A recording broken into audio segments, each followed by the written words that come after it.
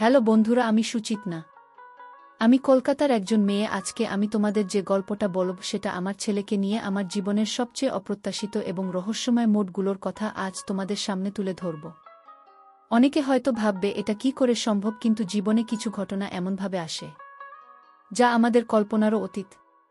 আমার গল্পটা ঠিক তেমনি এক অদ্ভুত পরিস্থিতির ফসল। একটা সময় ছিল যখন আমার জীবনটা ছিল সাজানো গোছানো, একটা ছকে বাঁধা আদর্শ জীবন। কলকাতার এক সম্ভ্রান্ত পরিবারে আমার জন্ম। ছোটবেলা থেকেই পেয়েছি অপার ভালোবাসা আর অগাধ স্নেহ।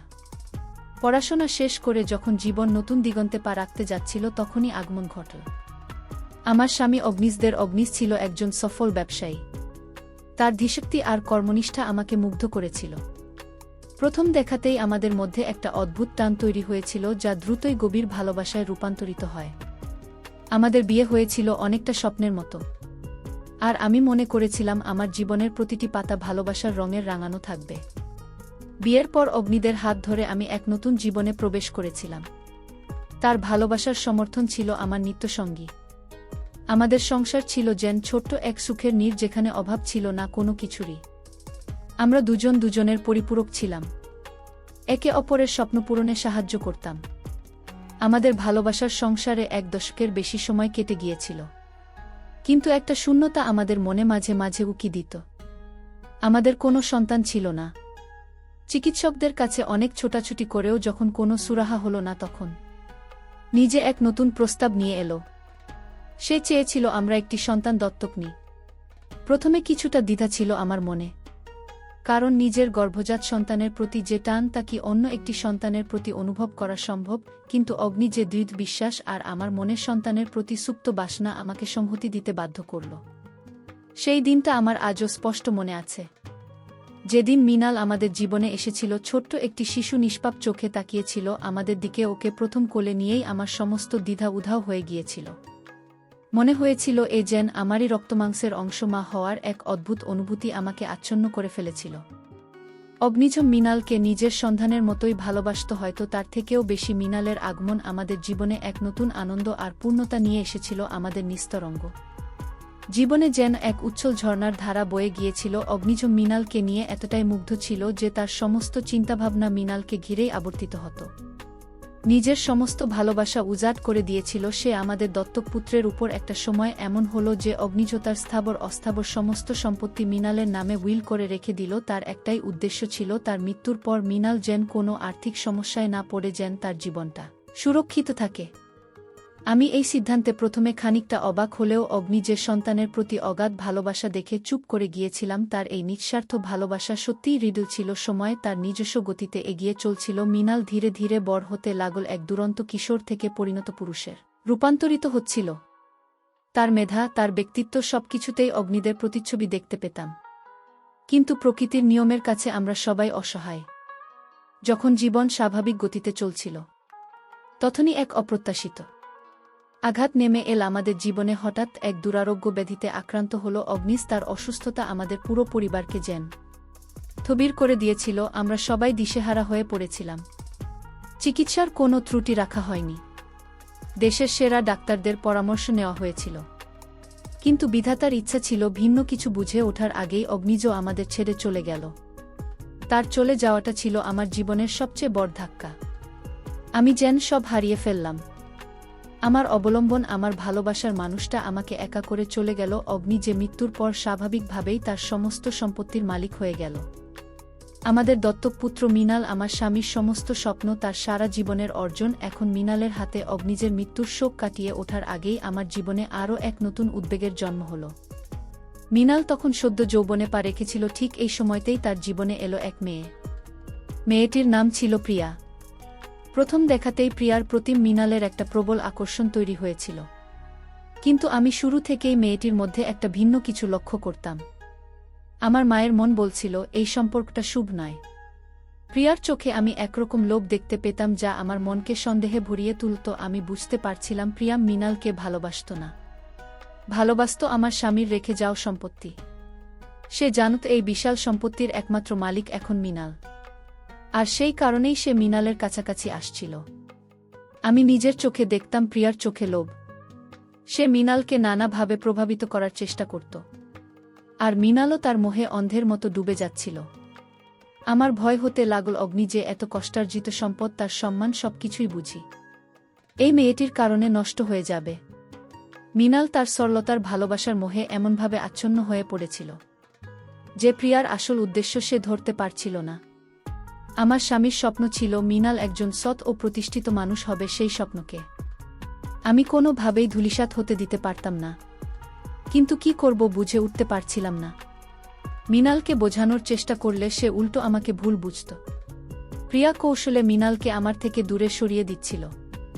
আমি দিন দিন একা হয়ে যাচ্ছিলাম আর দেখছিলাম আমার ছেলের সর্বনাশ। আমার স্বামীর মৃত্যুর পর এমনিতে আমি মানসিকভাবে বিপর্যস্ত ছিলাম, তার উপরেই নতুন সমস্যা আমাকে আরও ভেঙে দিচ্ছিল। একদিন রাতে আমি অগ্নিদের ছবির সামনে বসেছিলাম। আমার মনে তখন হাজারো প্রশ্ন, হাজারো চিন্তা।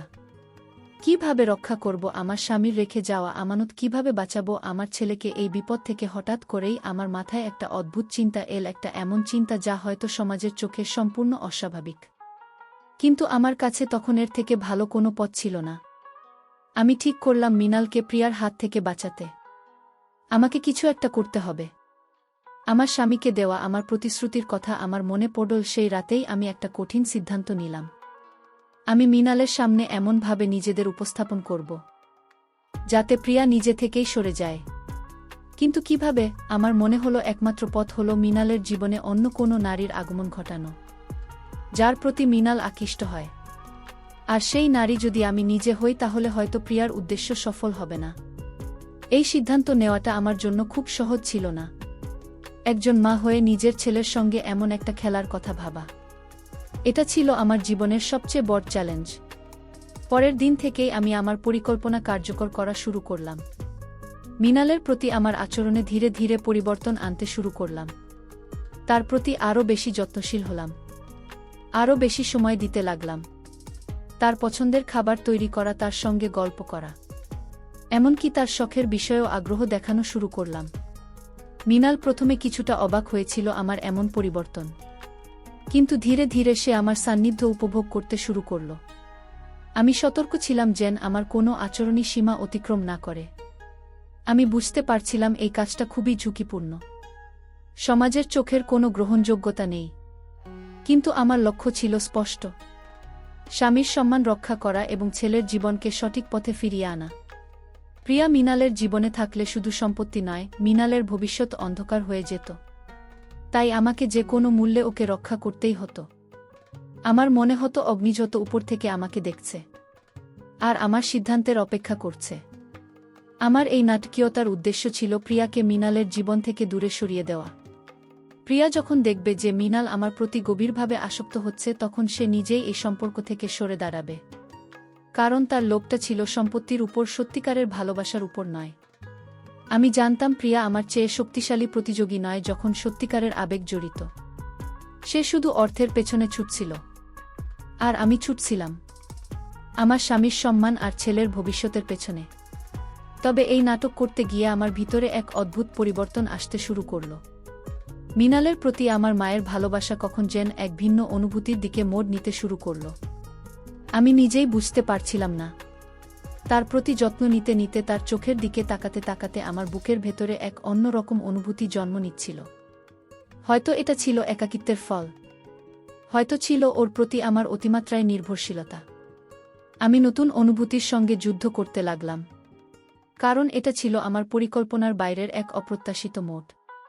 আমার এই পরিবর্তন আমাকে নতুন করে ভাবাচ্ছিল, একই শুধু অভিনয় নাকি এর গভীরে আরও কিছু লুকানো ছিল। আমি নিজে যেন একটা গোলক ধাঁধার মধ্যে আটকা পড়ে যাচ্ছিলাম। তবু আমার লক্ষ্য ছিল অবিচল স্বামীর সম্মান আর ছেলের ভবিষ্যৎ। প্রিয়া আমার এই পরিবর্তনের কারণে কিছুটা বিচলিত হচ্ছিল। সে বুঝতে পারছিল না কেন মৃণাল আমার প্রতি এত বেশি মনোযোগ দিচ্ছে। আমি চাইছিলাম এই পরিস্থিতিটাকে কাজে লাগাতে। আমি মৃণালের সঙ্গে এমনভাবে সময় কাটাতে লাগলাম যেন আমরা দুজনেই আমাদের নিজস্ব একটা জগতে বাস করছি। মাঝে মধ্যে ইচ্ছে করে প্রিয়ার সামনে এমন কিছু করতাম যাতে সে ঈর্ষান্বিত হয়, যেমন মৃণালের হাত ধরে হাঁটা, তার চুল ঠিক করে দেওয়া। ছোট ছোট এই কাজগুলো প্রিয়ার মনে সন্দেহের বীজ মনে দিচ্ছিল। প্রিয়া তখনও জানত না আমার আসল উদ্দেশ্য কি সে কেবল দেখছিল। মৃণাল ধীরে ধীরে আমার দিকে আরও বেশি ঝুঁকে পড়ছে। প্রিয়া প্রথম দিকে এই বিশ্বাসটাকে খুব একটা গুরুত্ব দেয়নি। হয়তো ভেবেছিল মা আর ছেলের স্বাভাবিক ঘনিষ্ঠতা। কিন্তু যখন সে দেখল মৃণাল তার বন্ধুদের সঙ্গে সময় কাটানোর চেয়ে আমার সঙ্গে সময় কাটাতে বেশি পছন্দ করছে, তখন তার মনে খটকা লাগল। মৃণালও আমার যত্নে নিজেকে একরকম নিরাপদ অনুভব করছিল। আমার মনে হতো আমার স্বামী অগ্নিজ হয়তো উপর থেকে আমাকে আশীর্বাদ করছে, কারণ আমি তার রেখে যাওয়া আমানত রক্ষার জন্য এত বড় পদক্ষেপ নিচ্ছিলাম। আমার এই নাটক চলতে চলতে একটা অপ্রত্যাশিত ঘটনা ঘটল। একদিন রাতে মৃণাল প্রচণ্ড জ্বরে আক্রান্ত হল। আমি সারা রাত জেগে তার সেবা করলাম। তার কপালে জলপট্টি দেওয়া থেকে শুরু করে ওষুধ খাওয়ানো সবকিছুই আমি একা হাতে সামলালাম। সেই রাতে মৃণালের পাশে বসে থাকতে থাকতে আমার মনে এক অদ্ভুত মিশ্র অনুভূতি জন্মাল। একাধারে যেমন তার প্রতি মায়ের ভালোবাসা ছিল, তেমনি এক নতুন ধরনের মায়া আমাকে গ্রাস করছিল। আমি অনুভব করছিলাম এই ছেলেটি আমার জীবনের সবকিছু, আমার অস্তিত্বের অংশ। প্রিয়া মৃণালের অসুস্থতার খবর পেয়েও দেখা করতে আসেনি। এই ঘটনা মৃণালকে প্রিয়ার আসল রূপটা বুঝতে সাহায্য করল। সে দেখল বিপদের সময় প্রিয়া নয়, আমি তার পাশে ছিলাম। এই ঘটনা আমাদের দুজনের সম্পর্ককে আরও গভীর করে তুলল। মৃণাল ধীরে ধীরে প্রিয়া থেকে দূরে সরে আসতে শুরু করল, আর আমার প্রতি তার নির্ভরতা বাড়তে লাগল। প্রিয়া যখন দেখল মৃণাল তার প্রতি আকর্ষণ হারাচ্ছে, তখন সে অস্থির হয়ে উঠল। প্রিয়া একদিন সরাসরি আমার কাছে এসে জানতে চাইল আমার উদ্দেশ্য কি। আমি তাকে খুব শান্তভাবে বললাম, আমার উদ্দেশ্য একটাই, আমার ছেলের ভালো দেখা, আর তুমি সেটা নো। প্রিয়া আমার কথা শুনে স্তম্ভিত হয়ে গিয়েছিল। সে ভেবেছিল আমি হয়তো মৃণালকে আমার ইচ্ছামতো নিয়ন্ত্রণ করতে চাইছি, কিন্তু সে বুঝল না যে আমার এই সিদ্ধান্তের পেছনে ছিল এক গভীর বেদনা এবং ভালোবাসা। প্রিয়া কোনোভাবেই বুঝতে পারছিল না যে আমি একজন মা হয়ে এমন একটা কাজ কেন করছি। আমার কথা শুনে প্রিয়া ক্ষিপ্ত হয়ে উঠল। সে মৃণালকে বোঝানোর চেষ্টা করল যে আমি নাকি তাকে নিয়ন্ত্রণ করছি, তার জীবন থেকে তাকে বিচ্ছিন্ন করার চেষ্টা করছি। কিন্তু ততদিনে মৃণাল প্রিয়ার আসল উদ্দেশ্য কিছুটা আঁচ করতে পারছিল। প্রিয়া যখন দেখল তার কোনো চালই কাজ করছে না, মৃণাল আমার প্রতি আরও বেশি অনুরক্ত হচ্ছে, তখন সে এক চরম সিদ্ধান্ত নিল। প্রিয়া বুঝতে পারল যে মৃণালের সম্পত্তির উপর তার অধিকার প্রতিষ্ঠা করতে হলে তাকে আমাকে হারাতে হবে। সে সরাসরি আমাকে হুমকি দিল। সে বলল, যদি আমি মৃণালকে ছেড়ে না দিই তাহলে সে আমাদের পরিবারে অশান্তি সৃষ্টি করবে। তার এই হুমকি আমাকে আরও বেশি সতর্ক করে তুলল। আমি জানতাম প্রিয়া যা পারে তা করতে পারে, কিন্তু আমি পিছু হটতে রাজি ছিলাম না। আমি আমার স্বামীর সম্মান আর ছেলের ভবিষ্যৎ রক্ষার জন্য যে কোনো কিছু করতে প্রস্তুত ছিলাম। প্রিয়ার হুমকি আমাকে আরও বেশি সতর্ক করে তুলল। আমি জানতাম এই পরিস্থিতি থেকে বেরিয়ে আসার জন্য আমাকে আরও বড় কোনো পদক্ষেপ নিতে হবে। মৃণাল তখনও প্রিয়ার প্রতি পুরোপুরি মোহামুক্ত হতে পারেনি, কিন্তু আমার প্রতি তার নির্ভরতা ক্রমশ বাড়ছিল। আমি দেখছিলাম সে আমার মধ্যে এক অদ্ভুত শান্তি খুঁজে পাচ্ছিল যা প্রিয়ার মধ্যে সে পাচ্ছিল না। এই সুযোগটাকে আমাকে কাজে লাগাতে হতো। আমি মৃণালের সঙ্গে আরও বেশি খোলামেলা হতে লাগলাম। তার বন্ধুদের সঙ্গে যে ধরনের কথা সে বলতো সেই ধরনের কথা আমিও তার সঙ্গে বলতে শুরু করলাম। তাকে হাসাতাম, তার সঙ্গে খুনসুটি করতাম, যেন আমি তার একজন ঘনিষ্ঠ বন্ধু। এই আচরণগুলো মৃণালকে আমার আরও কাছে নিয়ে এল। সে তার ব্যক্তিগত সব কথা আমার সঙ্গে ভাগ করতে শুরু করল, এমনকি প্রিয়ার সঙ্গে তার সম্পর্কের টানাপোড়েনেও। আমি মন দিয়ে শুনতাম আর তাকে সঠিক পথে চালিত করার চেষ্টা করতাম। এক রাতে মৃণাল আমার পাশে এসে বসল। সে খুব মনমরা ছিল। আমি জানতে চাইলাম কি হয়েছে। দীর্ঘশ্বাস ফেলে সে বলল, প্রিয়া নাকি তাকে সন্দেহ করছে, আর আমি কেন তার জীবনে এত বেশি হস্তক্ষেপ করছি তা নিয়ে প্রশ্ন তুলছে। প্রিয়া নাকি তাকে বারবার চাপ দিচ্ছিল সম্পত্তি তার নামে করে দেওয়ার জন্য। মৃণালের কথায় আমি বুঝতে পারলাম প্রিয়ার মুখোশেবার পুরোপুরি খুলে যাচ্ছে। মৃণাল ধীরে ধীরে প্রিয়ার আসল চেহারা দেখতে পাচ্ছিল। আমি মৃণালকে খুব শান্তভাবে বোঝালাম। বললাম, সম্পত্তিটা শুধু অর্থ নয়, এটা তোমার বাবার স্বপ্ন, তার পরিশ্রম আর ভালোবাসার প্রতীক। এটা রক্ষা করা তোমার দায়িত্ব। মৃণাল আমার কথা মনোযোগ দিয়ে শুনল। তার চোখে আমি একটা পরিবর্তনের আভাস দেখতে পেলাম। সে আমার দিকে তাকিয়ে বলল, মা, তুমি ঠিকই বলেছ, আমি বুঝতে পারিনি। সেই মুহূর্তে আমার মনে হলো আমার এতদিনের পরিশ্রম হয়তো সার্থক হতে চলেছে। প্রিয়া যখন বুঝতে পারল যে মৃণাল তার হাতছাড়া হয়ে যাচ্ছে, তখন সে এক চূড়ান্ত পদক্ষেপ নিল। সে সরাসরি মৃণালকে বলল হয় আমি নয়তো সে মৃণাল যেন তাদের সম্পর্কের মধ্যে থেকে আমাকে সরিয়ে দেয়া। কিন্তু মৃণাল ততদিনে প্রিয়ার লোভ আর তার স্বার্থপরতা পুরোপুরি বুঝে গিয়েছিল। সে প্রিয়াকে স্পষ্টভাবে জানিয়ে দিল যে আমার স্থান তার জীবনে কেউ নিতে পারবে না। প্রিয়া এতে প্রচণ্ড ক্ষিপ্ত হয়ে উঠল। প্রিয়া এরপর সমাজের কাছে আমাদের সম্পর্ক নিয়ে নোংরা কথা রটানোর হুমকি দিল। সে চাইছিল এই নোংরামি করে আমাদের সম্মান নষ্ট করতে। এই পরিস্থিতিতে আমি আর এক মুহূর্ত দেরি করতে পারছিলাম না। আমার স্বামীর সম্মান এবং রিয়ালের ভবিষ্যৎ বাঁচাতে আমাকে একটা বড় সিদ্ধান্ত নিতে হলো। আমি বুঝতে পারছিলাম প্রচলিত সমাজের চোখে এটা একটা বিতর্কিত পদক্ষেপ হতে পারে, কিন্তু আমার কাছে তখন আর কোনো বিকল্প ছিল না। আমার মনে হলো যদি মৃণালের সঙ্গে আমার বিয়ে হয়ে যায় তাহলে প্রিয়ার সব পরিকল্পনা ভেস্তে যাবে। সমাজের চোখেও আমাদের সম্পর্কটা একটা নতুন বৈধতা পাবে। আমি জানি এটা শুনতে অদ্ভুত লাগতে পারে, কিন্তু আমার তখন মনে হচ্ছিল এটাই একমাত্র পথ। এই ভাবনাটা আমার মনে এক ঝড় তুলে দিল। মা হয়ে ছেলের সঙ্গে বিয়ে, এটা কি সম্ভব? আমার বিবেক আমাকে বারবার প্রশ্ন করছিল। তবুও আমি দৃঢ়প্রতিজ্ঞ ছিলাম। একদিন আমি মৃণালের সঙ্গে এই বিষয়ে সরাসরি কথা বললাম। আমার কথা শুনে মৃণাল প্রথমটায় হতবাক হয়ে গিয়েছিল। সে বিশ্বাস করতে পারছিল না যে আমি এমন একটা প্রস্তাব দিতে পারি। তার চোখে আমি এক অদ্ভুত মিশ্র অনুভূতি দেখতে পেলাম, বিস্ময়, দ্বিধা এবং হয়তো কিছুটা অব্যক্ত আকর্ষণও। আমি তাকে সব খুলে বললাম। প্রিয়ার চক্রান্তের কথা, তার বাবার সম্পত্তির কথা, তার ভবিষ্যৎ নষ্ট হওয়ার আশঙ্কার কথা। মৃণাল আমার কথা শুনে অনেকক্ষণ চুপ করে বসেছিল। তার চোখে মুখে ছিল এক গভীর চিন্তার ছাপ। আমি জানতাম এই সিদ্ধান্ত তার জন্য সহজ ছিল না।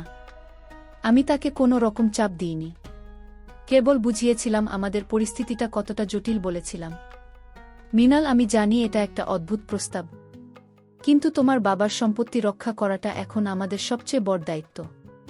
প্রিয়া যদি এটা জানতে পারে যে তোমার সঙ্গে আমার সম্পর্কটা কেবলই মা ছেলের, তাহলে সে আবার নতুন করে চক্রান্ত শুরু করবে। মৃণাল ধীরে ধীরে আমার যুক্তিগুলো বুঝতে পারছিল। সে আমার দিকে তাকিয়ে বলল, মা, আমি তোমার কথা বুঝতে পারছি, কিন্তু সমাজ কি বলবে, মানুষ কি ভাববে?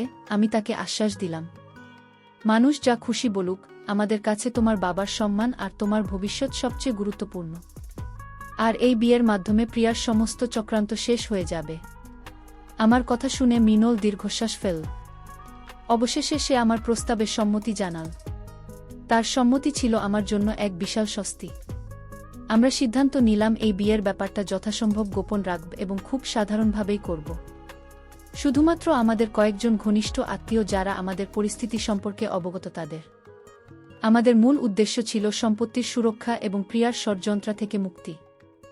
আমি জানতাম এটা একটা কঠিন পথ, কিন্তু আমার মনে হয়েছিল এটাই একমাত্র পথ আমার স্বামীর আত্মাকে শান্তিতে রাখতে এবং মৃণালকে সুরক্ষিত রাখতে। আমি সব কিছু করতে প্রস্তুত ছিলাম। বিয়ের দিনটা ছিল আমার জীবনের সবচেয়ে অদ্ভুত দিন। একাধারে যেমন ছিল এক অচেনা অনুভূতি, তেমনি ছিল একটা গভীর উদ্দেশ্য পূরণের আত্মতৃপ্তি। মৃণালের পাশে বসে যখন ৭ পাক ঘুরছিলাম, তখন আমার মনে হচ্ছিল যেন আমি এক অন্য জীবনে প্রবেশ করছি। এই বিয়েটা ছিল আমাদের দুজনের জন্য এক নতুন অধ্যায়ের সূচনা। এটা শুরু হয়েছিল একটা রহস্যময় পরিস্থিতির মধ্যে দিয়ে। মনে মনে প্রতিজ্ঞা করেছিলাম মৃণালকে আমি সব রকম বিপদ থেকে রক্ষা করব। বিয়ের খবর যখন প্রিয়ার কানে পৌঁছল, সে প্রথমে বিশ্বাস করতে পারেনি। পরে যখন খবরটা নিশ্চিত হলো, সে রীতিমতো স্তম্ভিত হয়ে গিয়েছিল। সে ভেবেছিল তার পথ পরিষ্কার হয়ে গেছে, কিন্তু আমাদের এই অপ্রত্যাশিত পদক্ষেপ তাকে হতবাক করে দিল।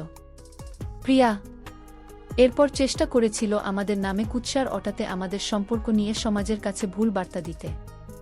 কিন্তু ততদিনে আমাদের উদ্দেশ্য পরিষ্কার হয়ে গিয়েছিল।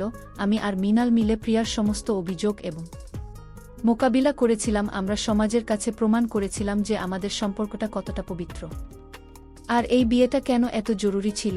ধীরে ধীরে মানুষ আমাদের পরিস্থিতিটা বুঝতে পারল এবং আমাদের প্রতি তাদের সহমর্মিতা বাড়তে লাগল। প্রিয়া বুঝতে পারল যে তার কোনো চালিয়ার কাজ করছে না। বিয়ের পর মৃণালের জীবনে এক নতুন স্থিতিশীলতা এসেছিল। সে আমার প্রতি আরও বেশি শ্রদ্ধাশীল এবং যত্নবান হয়ে উঠল। আমাদের সম্পর্কটা ছিল এক অদ্ভুত বন্ধন, যেখানে মায়ের ভালোবাসা, স্থির দায়িত্ব এবং একজন বন্ধুর সহমর্মিতা একাকার হয়ে গিয়েছিল। আমি মৃণালকে নতুন করে গড়ে তুলতে শুরু করলাম। তার বাবার ব্যবসার হাল ধরতে তাকে সাহায্য করলাম। নতুন নতুন পরিকল্পনা নিয়ে আলোচনা করলাম। আমি নিশ্চিত ছিলাম এই পর প্রিয়া আর আমাদের ক্ষতি করতে পারবে না। আমার স্বামীর সম্পত্তি রক্ষা করা গিয়েছিল এবং মৃণালও সঠিক পথে ফিরে এসেছিল। কিন্তু আমার মনের গভীরে একটা অন্যরকম অনুভূতি তখনও কাজ করছিল। মা ছেলের সম্পর্কের বাইরেও আমাদের মধ্যে এক অদৃশ্য বন্ধন তৈরি হয়েছিল, যা ছিল রহস্যময় এবং আবেগপ্রবণ। আমার মনে হতো হয়তো নিয়তি আমাদের এই পথে এনেছে। বিয়ের পর মৃণালের জীবনে পরিবর্তনটা চোখে পড়ার মতো ছিল। সে দায়িত্বশীল হয়ে উঠেছিল এবং তার বাবার ব্যবসাটাকে নতুন করে সাজানোর চেষ্টা করছিল। আমি তাকে সব রকমভাবে সাহায্য করছিলাম। আমাদের সম্পর্কটা সমাজের চোখে যতই অদ্ভুত লাগুক না কেন, আমাদের দুজনের কাছে এর একটা ভিন্ন অর্থ ছিল।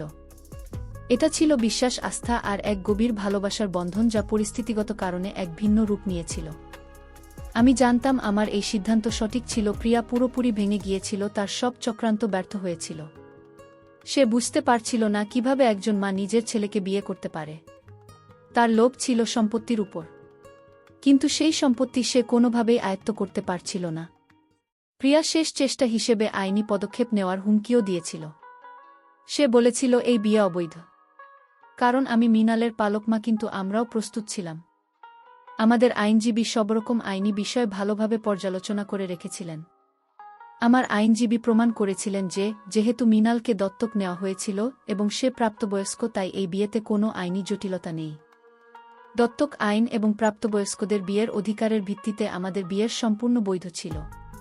প্রিয়া যখন দেখল আইনি পথেও তার কোনো সুবিধা হচ্ছে না, তখন সে আমাদের জীবন থেকে পুরোপুরি সরে যেতে বাধ্য হল। প্রিয়ার বিদায় আমাদের জীবনে এক নতুন শান্তি নেমে এল। আমি আর মৃণাল মিলে আমাদের জীবনটাকে নতুন করে গুছিয়ে নিচ্ছিলাম। আমি তাকে ব্যবসার খুঁটিনাটি শেখাচ্ছিলাম, আর সেও মনোযোগ দিয়ে শিখছিল। অল্প সময়ের মধ্যে সে একজন সফল ব্যবসায়ী হিসেবে নিজেকে প্রতিষ্ঠিত করল। আমার স্বামীর স্বপ্ন যেন নতুন করে প্রাণ পেল মৃণালীর হাত ধরে। আমাদের এই সম্পর্কটা সময়ের সাথে সাথে আরও গভীর হচ্ছিল। মানুষের সমালোচনা বা কৌতূহল আমাদের সম্পর্ককে আর প্রভাবিত করত না। আমার মনে হলো এই অদ্ভুত পরিস্থিতির মধ্যে দিয়েও আমরা একে অপরের জন্য এক নতুন অর্থ খুঁজে পেয়েছি। আমার মনে এখন কোনো সংশয় ছিল না। মৃণালীর প্রতি আমার ভালোবাসা ছিল নিঃস্বার্থ, বিশুদ্ধ। এটা কোনো সাধারণ প্রেম ছিল না। এটা ছিল এক মা ছেলের সম্পর্কের গভীরে তৈরি হওয়া এক অদ্ভুত বন্ধন, যা আমার স্বামীর সম্মান আর ছেলের ভবিষ্যৎ রক্ষার জন্য অপরিহার্য ছিল। সময়ের সাথে সাথে আমি বুঝতে পারছিলাম আমাদের এই সম্পর্কটা কোনো সাজানো নাটক ছিল না। নিজে রেখে যাওয়া সম্পত্তি এখন পুরোপুরি সুরক্ষিত ছিল। মৃণাল তার বাবার পদাঙ্ক অনুসরণ করে চলছিল। সে তার বাবার নাম উজ্জ্বল করছিল, আর এটাই ছিল আমার সবচেয়ে বড় তৃপ্তি। আমি জানতাম অগ্নিত যেখানেই থাকুক না কেন, সে আমাদের দেখে খুশি হবে। তার স্বপ্ন পূরণ হয়েছিল, তার সন্তান সুরক্ষিত ছিল এবং তার সম্মান অক্ষুণ্ণ ছিল। আমার গল্প শুনে হয়তো অনেকেই দ্বিধায় পড়বে, প্রশ্ন তুলবে, কিন্তু জীবন কখনো কখনো এমন কিছু অপ্রত্যাশিত মন নেয় যেখানে প্রচলিত সব ধারণাই ফিকে হয়ে যায়। আমার জন্য আমার স্বামীর সম্মান আর ছেলের ভবিষ্যৎ রক্ষা করাই ছিল সবচেয়ে বড় দায়িত্ব। আর সেই দায়িত্ব পালনের জন্য আমি যে কোনো কিছু করতে প্রস্তুত ছিলাম।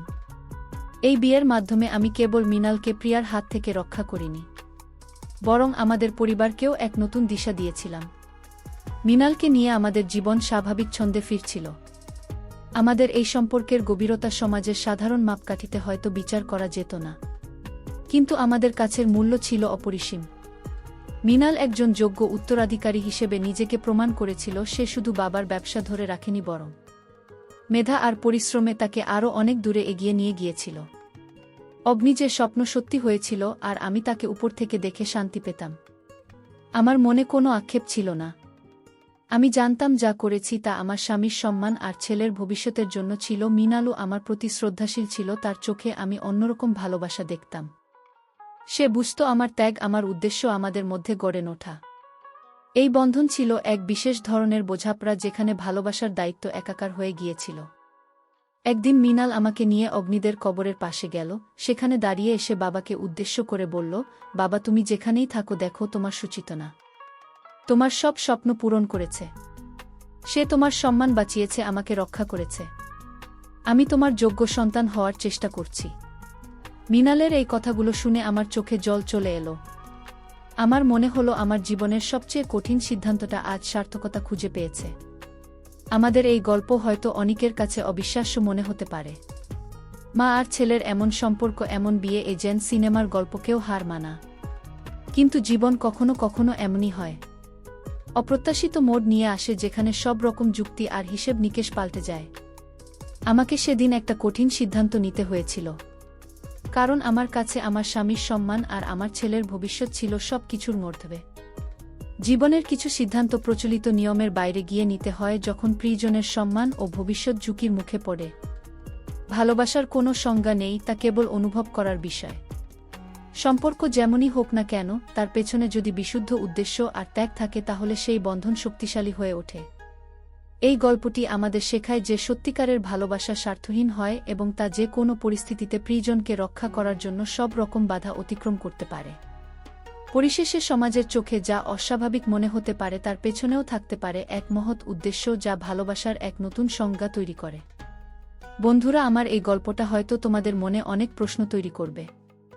হয়তো অনেকেই আমার এই সিদ্ধান্তকে ভুল ভাববে, কিন্তু আমি আমার জীবনের সেই কঠিন সময়ে যা সঠিক মনে করেছিলাম সেটাই করেছি। আমি আমার স্বামীকে দেওয়া কথা রেখেছি আর আমার ছেলেকে এক অন্ধকার পথ থেকে ফিরিয়ে এনেছি। জীবন এক রহস্যময় যাত্রা, আর এই যাত্রায় কখনো কখনো আমাদের এমন সব পথ বেছে নিতে হয় যা সাধারণ ধারণার বাইরে। আমার গর্ব যদি তোমাদের জীবনকে একটু ভাবে তোলে বা নতুন করে সম্পর্কের মানে নিয়ে ভাবতে শেখায়, তাহলে আমার এই কথাগুলো বলা সার্থক। সবাই ভালো থেকো।